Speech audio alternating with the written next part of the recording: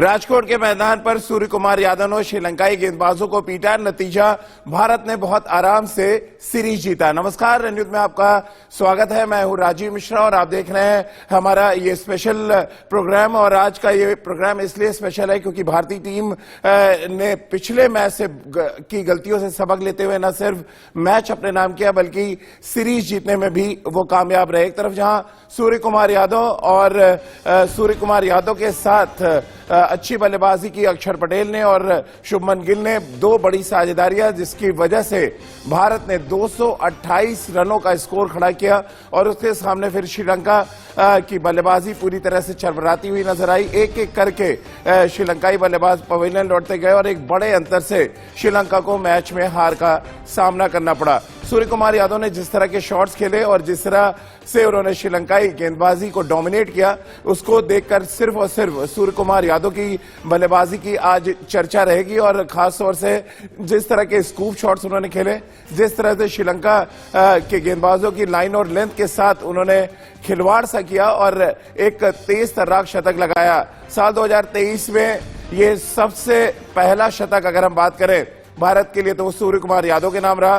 तीसरा T20 शतक उन्होंने लगाया और इस शतक के साथ उन्होंने इस बात को एक बार फिर साबित कर दिया कि T20 क्रिकेट में वो दुनिया के नंबर 1 बल्लेबाज क्यों माने जाते हैं। आईसीसी रैंकिंग में दुनिया के नंबर 1 बल्लेबाज है सूर्य कुमार यादव और आज नंबर 1 की इनिंग्स भी हमें देखने को मिली। मैदान की तरफ चौतरफा शॉट्स खेले उन्होंने, 9 छक्के लगाए उन्होंने अपनी पारी के दौरान और एक साल में यानी साल 2022 में सबसे ज्यादा छक्के लगाने का रिकॉर्ड भी सूर्य कुमार यादव के नाम था। और ऐसा लग रहा है साल 2022 का फॉर्म वो साल 2023 में कंटिन्यू करते नजर आए।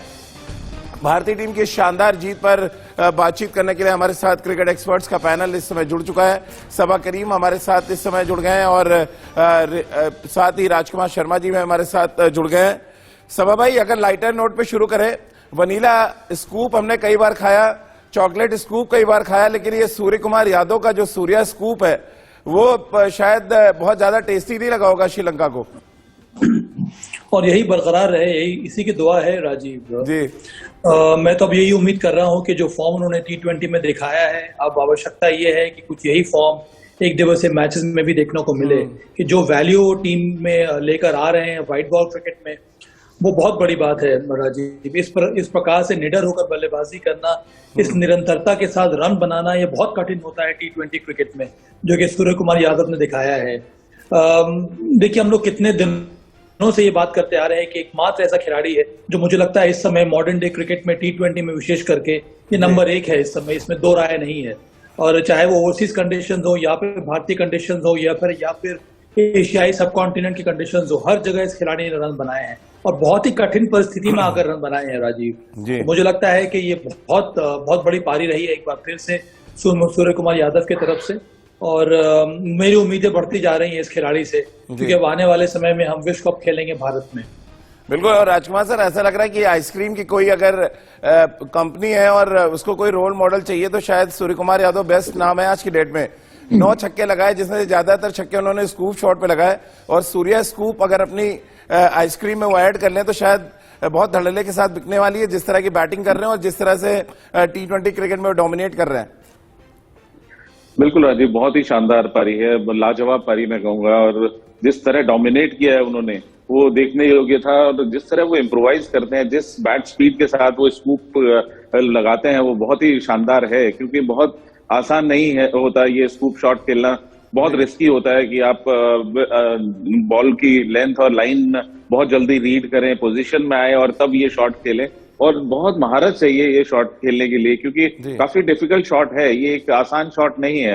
एबी डिविलियर्स ने मुझे लगता है इसको इजाद किया था या दिलशान ने, लेकिन अब वो भी देख रहे होंगे कि सबसे ज्यादा शायद मास्टरी सूर्य कुमार यादव ने की है इस स्ट्रोक पर, जहां पर वो बेहद अथॉरिटी के साथ ये शॉट खेलते हैं और रन बनाते हैं। तो बहुत शानदार पारी मैं कहूंगा, लाजवाब पारी आज सूर्य कुमार यादव की। अच्छी बात ये रही कि 2 इंपॉर्टेंट साझेदारियां भी की सबा भाई उन्होंने, और उनकी पारी की खासियत एक तो इसलिए शतक के बहुत मायने हैं कि पावर प्ले के बाद वो बैटिंग करने आए, यानी कि 14 ओवर में उन्होंने शतक लगा दिया है। 200 के आसपास का उनका स्ट्राइक रेट रहा और आप सबसे ज्यादा खुश होंगे क्योंकि आप हमेशा स्ट्राइक रेट की बात करते हैं। क्या ये ज्यादा इंपॉर्टेंट शतक है क्योंकि आप पावर प्ले के बाद आकर और आप शतक लगा देते हैं? जहां तक मुझे याद आ रहा है राजीव, सूर्य कुमार यादव ने जो जब बड़ी पारियां खेली हैं, नॉर्मली वो नंबर 4 पर आए हैं बल्लेबाजी करने के लिए। पावर प्ले के बाद ही आकर उन्होंने तेज गति से रन बनाए। देखिए, दो बातें सामने आती सूर्य कुमार यादव की बल्लेबाजी में। एक तो मध्य के ओवर में 7 से लेकर 14-16 ओवर तक, इससे बड़ा बल्लेबाज इस समय T20 क्रिकेट में नहीं है। और दूसरी बात यह है कि ये ऐसा खिलाड़ी है जो पेस बॉलर्स के विरुद्ध भी और स्पिनर्स के विरुद्ध भी इसका स्ट्राइक रेट जो है वो हमेशा बढ़ता जा रहा है। जब से सूर्य कुमार यादव ने मिडिल ओवर्स में आकर भारत के लिए बल्लेबाजी करना शुरू किया है, भारत का जो मध्य ओवर्स का जो स्ट्राइक रेट है वो एक समय 6.82 का होता था, इस समय वो बढ़कर 8.30 का हो गया है। राजीव, ये देखिए कितना बड़ा अंतर हुआ है। एक खिलाड़ी अगर निडर होकर बल्लेबाजी कर रहा है, वो भी मध्य ओवर्स में, तो इसका इम्पैक्ट बहुत बड़ा है भारतीय टीम के प्रदर्शन में राजीव। और मुझे यही उम्मीद है कि यही निरंतरता आने वाले मैचेस में भी सूर्य कुमार यादव दिखलाते रहे भारत के लिए। और राजकुमार सर, ऐसा लगता है जब सूर्य कुमार यादव बैटिंग करते हैं तो कि दुनिया में सबसे आसान काम है बल्लेबाजी करना, और अपने टीम के साथी खिलाड़ी को ऐसा लगता है बार बार मुंह से चिढ़ा रहे होते हैं कि आप देखिए मैं कैसे बैटिंग कर रहा हूं और आप जब आते हैं तो आप किस तरह की बैटिंग करते हैं। बिल्कुल अलग एलीट ग्रुप में इस समय T20 फॉर्मेट में नजर आ रहे हैं वो। बिल्कुल राजीव, ऐसे ही नहीं वो T20 के नंबर 1 बल्लेबाज हैं वर्ल्ड के। तो जिस तरह वो 380 डिग्री में बल्लेबाजी करते हैं, उनके पास सारे शॉट्स हैं। मैंने उनको डोमेस्टिक में बहुत देखा, मुश्ताक अली में वो हमारे अगेंस्ट भी खेले। तो स्पिनर्स तो उनके सामने गेंदबाजी कर ही नहीं पाते, स्पेशली लेग स्पिनर या लेफ्ट आर्म स्पिनर, क्योंकि अब अगर वो आगे डालते हैं वो कवर्स के ऊपर से भी उसी बॉल को मार सकते हैं, उसी बॉल को मिड विकेट में मार सकते हैं और उसी बॉल को वो स्वीप कर सकते हैं। तो वो बहुत डिफिकल्ट बल्लेबाज हैं वो। गेंदबाजी जिन बॉलर्स को उनके सामने करनी पड़ती है, क्योंकि इतने अच्छे स्ट्रोक्स हैं उनके पास, इतने अच्छे से वो गैप ढूंढते हैं और इतने अच्छे से इम्प्रोवाइज करते हैं कि उनको गेंदबाजी करना स्पेशली T20 क्रिकेट में बहुत मुश्किल है, जहां पर की गेंद व्हाइट बॉल ट्रेवल करता है अच्छे से, और जिस तरह की मैच्योरिटी के साथ वो बल्लेबाजी कर रहे हैं, तो मुझे लगता है कि जिस तरह 2022 में उनका नाम रहा, पूरी आशा करता हूं कि, और दुआ भी करता हूं कि वो 2023 में भी उसी तरह चमकेंगे। आप बने रहिए हमारे साथ, सबा करीम भी हमारे साथ बने हुए हैं, क्योंकि ये जीत बड़ी है तो हम आगे शो में गेंदबाजों पर भी चर्चा करेंगे, पूरी सीरीज में क्या कुछ हमने हासिल किया उस पर भी बातचीत करेंगे।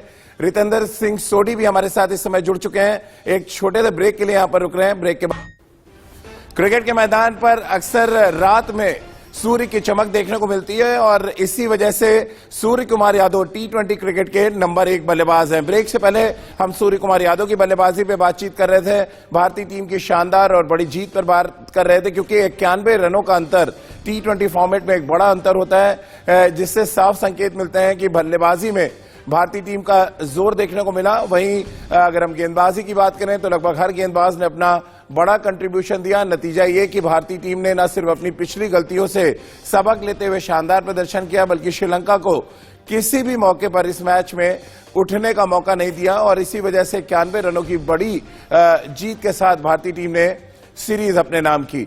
चलिए इस बड़ी जीत पर अब चर्चा आगे हम शुरू कर लेते हैं। रितेंद्र सिंह सोढ़ी, राजकुमार शर्मा जी और सबा करीम हमारे साथ लगातार जुड़े हुए हैं। रितेंद्र, एक बड़ा शतक हमने देखा सूर्य कुमार यादव के बैट से, और अक्सर हम कहते हैं ना कि रात में सूर्य नहीं निकलता, लेकिन क्रिकेट के मैदान पर रात में सूर्य निकल भी रहा है और चमक भी बिखेर रहा है। जी हाँ राजीव, आपने बिल्कुल सही कहा। बहुत जबरदस्त ताबड़तोड़ ये बल्लेबाजी थी, और सूर्य कुमार यादव जब इस एलिगेंस में होते हैं राजीव, तो अक्सर प्रतिद्वंदी क्लूलेस होते हैं, उनके पास जवाब ही नहीं होता है। ऐसी बल्लेबाजी सूर्य ने की है और इसी की हम उम्मीद कर रहे थे। अगर हम पिछले 2 मैचेस की बात करते हैं राजीव, आप, मैं, साबा, राजकुमार जी यही बात कर रहे थे कि हमारी बल्लेबाजी में जो फ्लुएंसी है वो निखर के नहीं आ रही है। लोअर ऑर्डर तो रन बना रहा है, लेकिन टॉप ऑर्डर स्ट्रगल कर रहा है। लेकिन आज गिल की बात करें, सूर्य कुमार यादव ने जो धावा बोला, आई थिंक क्रेडिटेबल है। बड़ी जीत है और डिजर्विंग टीम जीती है, क्योंकि भारतीय टीम हमेशा श्रीलंका से बेहतर थी, लेकिन पिछले 2 मैचेस में शायद वो एलिगेंस नजर नहीं आ रही थी। बट आज हमने चारों खाने चित किया है श्रीलंका को। और सभा भाई, अच्छी बात यह थी कि 2 बड़ी साझेदारी भी की उन्होंने। शतकीय साझेदारी हुई शुभमन गिल के साथ, और अक्षर पटेल जो इस सीरीज में एज अ बैट्समैन अपने आप को स्टैब्लिश करने में कामयाब रहे। ये 2 बड़ी साझेदारियां जिन्होंने स्कोर तक 228 तक पहुंचाया और कॉम्प्लीमेंट कर रहे थे एक दूसरे को, वो चाहे शुभमन गिल सूर्य कुमार यादव हो या अक्षर पटेल और सूर्य कुमार यादव हो। हाँ राजीव, देखिए जब एक खिलाड़ी इतने शानदार फॉर्म में है तो फिर अगर उनको दूसरे छोर सपोर्ट मिल जाए तो इस खिलाड़ी के ऊपर दबाव आता नहीं है।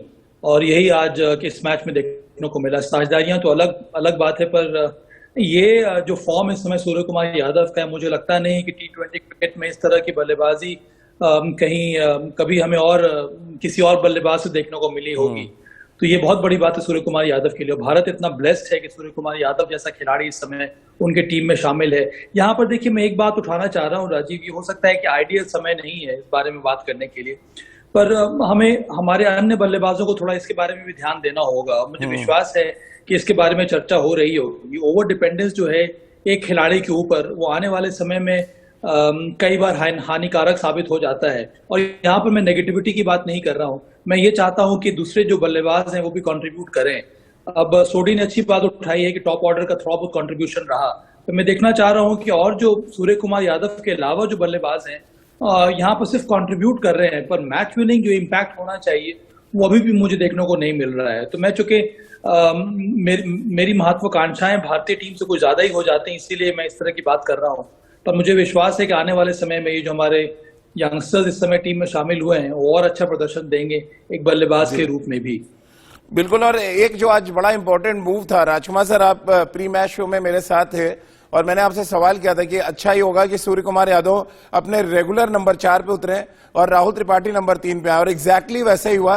और नतीजा हम सबके सामने, एक बड़ा शतक हमने देखा और राहुल त्रिपाठी ने भी एक अच्छा कंट्रीब्यूशन दिया 19 बॉल पे 35 रन बना के। बिल्कुल राजीव, हम ये डिस्कस कर ही रहे थे कि सूर्य कुमार यादव ने जितने भी रन बनाए हैं वो नंबर 4 पर बनाए हैं। और एक कई बार ऐसा होता है कि कोई लकी नंबर भी होता है आपका, कि आप एक पर्टिकुलर नंबर पर ही खेलना चाहते हैं। और मैंने देखा है कई बार क्रिकेटर्स बहुत ज्यादा उनका टेंशन होता है कि नहीं मैं इवन नंबर पे बल्लेबाजी करूंगा या ऑड नंबर पर। लेकिन यहाँ पर तो स्टैट्स की मैं बात कर रहा हूँ कि सूर्य कुमार यादव 4 नंबर पर ही खेलना चाह रहे थे और उन्होंने खेल कर सारे रन बनाए हैं, ज्यादातर रन बनाए हैं। तो आज अच्छा हुआ कि वो 4 नंबर पर खेले और राहुल त्रिपाठी ने भी अच्छे से एक कैमियो खेला 3 नंबर पर आकर। तो एक अच्छा कॉम्बिनेशन नजर आ रहा है राजीव। और मेरा, जैसा मैंने पिछले मैच में कहा था कि भारत अगला मैच जीतेगा और सीरीज जीतेगा, तो शायद आज वो प्रूव हो गया कि ये भारतीय टीम बहुत स्ट्रांग टीम है T20 क्रिकेट में, और बहुत अच्छे यंगस्टर्स हैं जो आने वाले समय में इंटरनेशनल क्रिकेट में भारत का बड़ा नाम करने वाले हैं।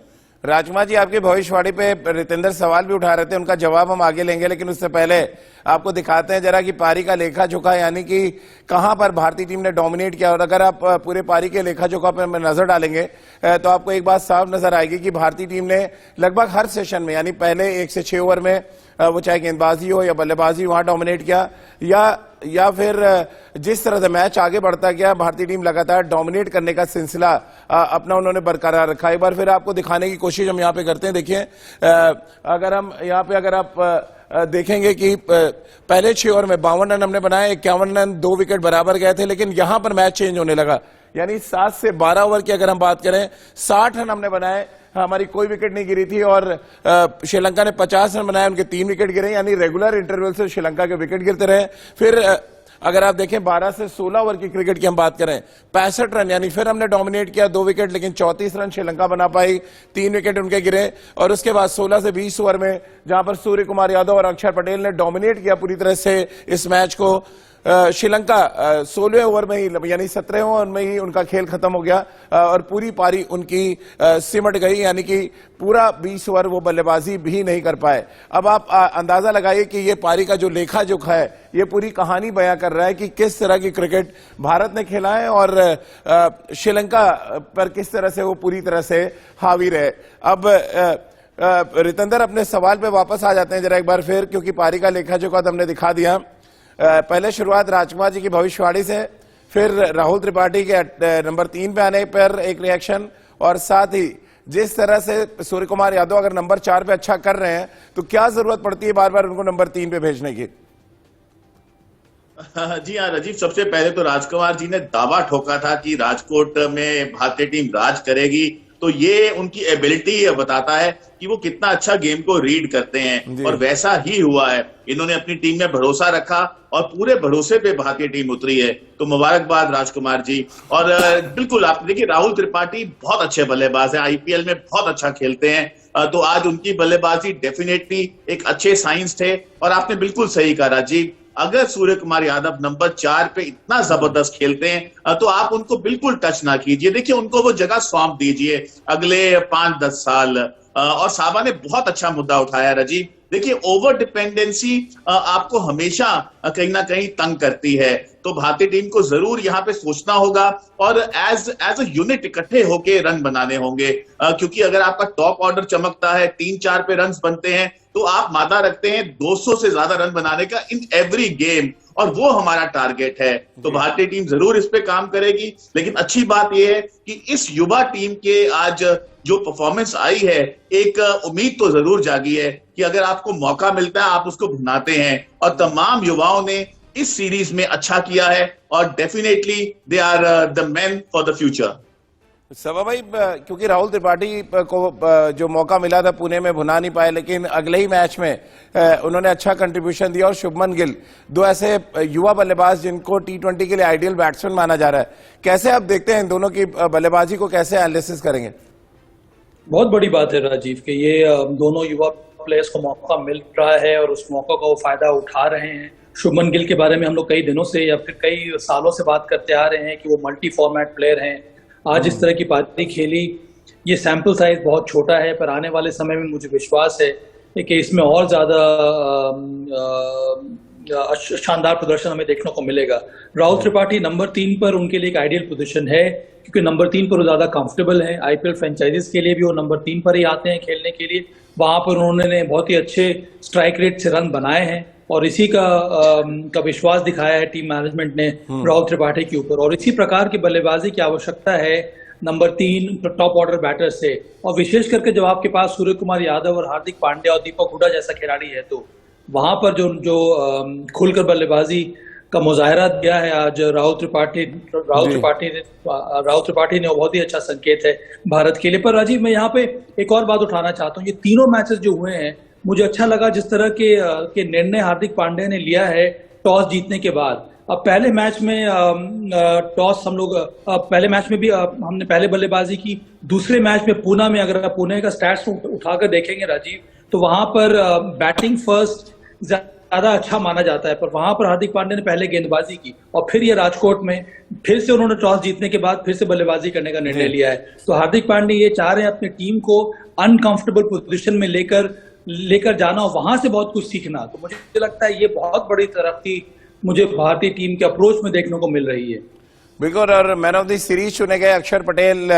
राजकुमार सर, एक तो स्पिनर होने के नाते अच्छा प्रदर्शन, बट इस बार उनको अच्छी गेंदबाजी के लिए नहीं, बैटिंग के लिए मैन ऑफ द सीरीज चुना गया।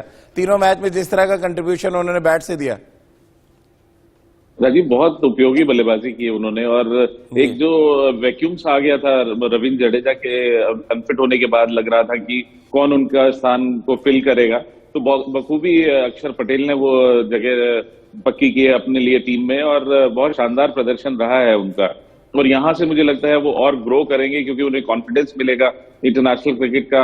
अच्छी गेंदबाजी वो करते हैं, थोड़ी सी वेरिएशंस और वो अगर ऐड करेंगे अपनी गेंदबाजी में, तो और ज्यादा वो सक्सेसफुल होंगे। और बल्लेबाजी उन्होंने दिखाया कि वो मादा रखते हैं बहुत बड़ी बड़े शॉट्स खेलने का, और अच्छी स्ट्राइक रेट से किसी भी परिस्थिति में रन बनाने का। तो एक बहुत यूजफुल ऑलराउंडर की तरह उभर कर आए हैं अक्षर पटेल। और रितेंद्र, हार्दिक पांड्या पे सवाल मैं आपसे करूंगा कि चलिए बैटिंग नहीं चली पूरी सीरीज में, लेकिन नई गेंद के साथ बड़ी इंप्रेसिव स्पेल डाले उन्होंने। 2 ओवर का स्पेल, 1 ओवर का जो स्पेल डाला, आज भी उन्होंने विकेट निकाल के दिया, 2 विकेट लेने में कामयाब रहे। एज अ बॉलर ग्रूम कर रहे हैं, और अच्छी बात यह कि फिटनेस उनकी रही पूरी सीरीज में उनके साथ। बिल्कुल आपने राजीव सही कहा। देखिए, यहाँ पे अगर एक सिल्वर लाइनिंग भारतीय टीम के साथ बहुत महीनों से चल रही है, वो है हार्दिक पांड्या की बॉलिंग राजीव। क्योंकि कुछ महीने पहले या साल पहले हम यही बात करते थे कि हार्दिक पांड्या पूरे ओवर कब डालेंगे, कब पूरे फिट होंगे। बैटिंग में तो हमेशा से अच्छा करते ही थे, ताबड़तोड़ बल्लेबाज है, हम सब जानते हैं, मादा रखते हैं मैच जिताने का अपने छक्के या चौकों के साथ। लेकिन बॉलिंग वॉज वांटिंग, लेकिन कमाल का रिजुविनेशन हुआ है राजीव। जब आईपीएल इन्होंने जिताया अपने टीम को, उसके बाद जैसे बॉलिंग कर रहे हैं, गति नजर आ रही है, पिचिंग प्रिसाइज है और एक अलग एनर्जी नजर आ रही है इनकी बॉलिंग में, तो वो बहुत अच्छे संकेत हैं। और मुझे लगता है अब जो ऑलराउंडर की हम बात करते हैं, जेन्युइन ऑलराउंडर, वो हार्दिक पांड्या में नजर आता है। और जिस तरह इन्होंने the way he has mastered his resources in this series, वो बहुत सराहनीय है। जैसा भी साबा ने कहा, भारतीय टीम ने अपने आप को मुश्किल कंडीशंस में डाला और वहां से ये सीरीज जीती है, तो ये दर्शाता है कि भारतीय टीम प्लानिंग बहुत सटीक कर रही है। आने वाले जो बैटल्स हैं, जो मुश्किल बैटल्स हैं, जो अगर हम वर्ल्ड कप की बात करें, बाहर जाके खेलने की बात करें, हम उसकी उम्दा तैयारी कर रहे हैं और ये बहुत अच्छे संकेत हैं भारतीय टीम के लिए। सभा भाई, क्या कुछ पॉजिटिव आप देख पा रहे हैं इस सीरीज से? शिवम मावी की गेंदबाजी, राहुल त्रिपाठी की बल्लेबाजी या उमरान मलिक ने जिस तरह की गेंदबाजी की है इस सीरीज में, हालांकि आज एक ओवर ही शिवम मावी से कराया गया क्योंकि अर्शदीप सिंह को कॉन्फिडेंस देना था और उन्होंने आके 3 विकेट निकाला। क्या कुछ पॉजिटिव आप देख पा रहे हैं इस सीरीज से? कई सारे हैं राजीव। सबसे पहले हार्दिक पांड्या का बोल्ड डिसीजन, जो निर्णय उन्होंने लिए हैं, बैटिंग फर्स्ट, बैटिंग सेकंड के बारे में जो मैंने बात की, उसके साथ साथ जो भरोसा दिखाया उन्होंने इस यंग टीम के ऊपर, शुभमन गिल, ईशान किशन हो और राहुल त्रिपाठी हो, अर्शदीप को बहुत अच्छी तरह से उन्होंने ट्रीट किया। पिछले मैच में इतनी सारी नो बॉल डाली थी, इसका मतलब ये था कि थोड़ा बहुत उनको अपने रनअप में टेक्निकल एडजस्टमेंट्स करना पड़ रहा था, जो उन्होंने किया और बहुत जल्दी उन्होंने वापसी की है। दूसरे मैच में आके ही उन्होंने अच्छी गेंदबाजी की, विकेट लिया। उमरान मलिक को एक तरह से उनके गेंदबाजी में निखार देखने को मिल रहा है और हर मैच दर मैच थोड़ा बहुत इंप्रूवमेंट देखने को मिल रहा है। अक्षर पटेल को उन्होंने जिस तरह से मैनेज किया है, बल्लेबाजी में उनको भरोसा दिखाया, नंबर 7 पर आ रहे हैं बैटिंग करने के लिए, खुलकर उन्होंने बल्लेबाजी की है, तो ये कई सारे पॉजिटिव्स हैं। और अच्छी बात यह है कि हार्दिक पांड्या आप तैयार हैं हम ये यंगस्टर्स को लॉन्ग रोप देने के लिए, और ये बहुत अच्छी बात है। अब सोडी जी कल बात करें तो लॉन्ग रोप नहीं देना चाहिए, पर मुझे खुशी है कि हार्दिक पांड्या अब तैयार है इन खिलाड़ियों को लॉन्ग रोप देने के लिए, और मुझे उम्मीद है कि राजकुमार शर्मा जी मेरी इस बात से सहमत होंगे। राजकुमार सर, और अच्छी बात ये थी कि जिस रफ्तार के बारे में हम लगातार चर्चा कर रहे थे, मिसिंग है, क्या उमरान मलिक इस सीरीज में आपको इंप्रेस कर पाया अपनी स्पीड से और अपनी लाइन और लेंथ से? डेफिनेटली राजीव, वो एक अच्छा यंगस्टर है और उसको बहुत जरूरी है कि उसको ग्रूम किया जाए, उसको कॉन्फिडेंस दिया जाए, क्योंकि वो एक ऐसी वैरायटी है जो भारत में लैक करता है। भारत को 150 प्लस गेंदबाज की हमेशा से तलाश रही है और अब भारत के पास वो एक यंगस्टर है जो जिसका अच्छा रनअप है, अच्छा फिटनेस है उसकी, तो उसको वर्कलोड मैनेजमेंट, उसके फिटनेस पे बहुत केयरफुली काम करने की जरूरत है और साथ साथ उसको ग्रूम करने की, साथ साथ उसको कॉन्फिडेंस देने की जरूरत है, क्योंकि वो बहुत लंबे समय तक भारत के लिए एक एसेट की तरह हो सकते हैं। क्योंकि भारत को एक ऐसे तेज गेंदबाज की जरूरत है जो स्लॉग ओवर्स में अच्छे यॉर्कर्स डाले, अच्छी स्पीड से टेलेंडर्स को आउट करे, तो वो एक ब्रीड है मैं कहूँगा उमरान मलिक, और बहुत अच्छी मुझे उम्मीद है उनसे कि वो आने वाले समय में एक बहुत बड़े स्टार बनकर उभरेंगे भारतीय क्रिकेट के लिए। रितेंद्र, आपकी जो रोप है वो अब थोड़ी लॉन्ग रोप हो जाएगी कि नहीं, अब छोटी करेंगे आप? देखिए राजीव, अभी साहबा देखिए बहुत वो क्या बोलते हैं ना, बहुत आराम से कह गए, बहुत बड़ी बात, लेकिन अभी भी मैं ये कहूंगा लॉन्ग रोप आप दीजिए, लेकिन उनको दीजिए जहां पे आप उम्मीद करते हैं ये आपके पोटेंशियल हैं, ये आने वाले समय में अच्छा कर सकते हैं, और परफॉर्मेंस के हिसाब से राजीव लॉन्ग रोप होती है। आज भारतीय टीम ने बड़ी जीत हासिल की है, बड़ी सीरीज जीत हासिल की है, लड़कों ने उम्दा परफॉर्मेंस दी है, तो डेफिनेटली जो परफॉर्मर्स हैं उनको तो लॉन्ग रोप अब मिलेगी। लेकिन राजीव, हमने मात खाई है अगर हम नॉन परफॉर्मेंस की बात करें। बहुत से ऐसे लड़के हैं जहां हमने भरोसा दिखाया, उनके साथ हम कंसिस्टेंट रहे, परसिस्टेंट रहे, लेकिन उन्होंने ज्यादा नहीं किया है। लेकिन इस टीम में, इस युवा टीम में ऐसे लड़के हैं, उमरान मलिक की हम बात करें, शिवम मावी की बात करें, सूर्य कुमार यादव ने तो अपनी जगह को बहुत बड़े तरीके से सीमेंट कर लिया है, लेकिन शुभमन गिल जिस तरह आज खेले हैं, राहुल त्रिपाठी खेले हैं, तो ये सब ऐसे लड़के हैं जो डिजर्व करते हैं लॉन्ग रोप। तो जी हाँ, अब तो लॉन्ग रोप मिलनी तय है और हम सब उम्मीद करते हैं कि आने वाले समय में ये सब लड़कों का डंका बोलेगा। राजकुमार सर, यजवेंद्र चहल ने भी एक रिकॉर्ड बना दिया, भुवनेश्वर कुमार के बराबर वो खड़े हो गए टी20 क्रिकेट में, सबसे ज्यादा 90 विकेट ले चुके हैं अब तक वो। उनकी लॉन्ग रोप होगी कि आपको लग रहा है उनकी भी रोप थोड़ी छोटी करेंगे? नहीं नहीं राजीव, मैं तो हमेशा फेवर में रहा हूँ, और मैं तो चाहूंगा कि हमारे ऐसे कौन से प्लेयर हैं जिन्हें हमने लॉन्ग रोप दी और वो सक्सेसफुल नहीं हुए, क्योंकि मुझे तो लगता है कि जो भी भारतीय टीम में प्लेयर आता है वो एक प्रूवन प्लेयर आता है, और हमें अगर हम उसको सेलेक्ट कर रहे हैं भारतीय टीम में तो हमें उसे लॉन्ग रोप देनी ही चाहिए, क्योंकि वो काफी स्ट्रगल करके डोमेस्टिक क्रिकेट में अच्छा करके या आईपीएल में बहुत अच्छा करके यहाँ तक पहुंचता है। आप उसको ट्रस्ट करते हो कि ये भारतीय टीम में खेलने योग्य है, तो आपको उसको लॉन्ग रोप देनी ही होगी। और युजवेंद्र चहल तो सभी जानते हैं एक प्रूवन मैच विनर हैं, और बहुत बड़ा ये उन्होंने रिकॉर्ड बना लिया है, और आने वाले समय में मुझे पक्का विश्वास है कि वो बहुत लंबे इस रिकॉर्ड को लेकर जाएंगे, क्योंकि अभी उनका बहुत लंबा कैरियर बाकी है भारतीय क्रिकेट के लिए। चलिए, बहुत बहुत शुक्रिया राजकुमार सर, रितेंद्र और सभा भाई, आपका हमारे साथ जुड़ने के लिए और इस जीत पर चर्चा करने के लिए। तो इस उम्मीद के साथ कि भारतीय टीम ने साल का पहला मुकाबला जीता पहले, और उसके बाद साल की पहली सीरीज भी जीतने में वो कामयाब रहे। युवा खिलाड़ियों ने अपनी चमक और धमक का एहसास कराया, लेकिन इन सब के ऊपर सूर्य कुमार की शतकीय पारी रही जो श्रीलंका पर भारी पड़ गई। नतीजा ये कि हमने न सिर्फ सीरीज अपने नाम किया, बल्कि लगातार 12वीं सीरीज जीत अपने घरेलू मैदान पर हासिल करने का रिकॉर्ड भी अपने नाम किया, और विजय रथ को हमने T20 सीरीज में रुकने नहीं दिया। तो आज की हमारी इस खास पेशकश में फिलहाल इतना ही, लेकिन चलते चलते आपको छोड़ जाते हैं तीखी मिर्ची के साथ।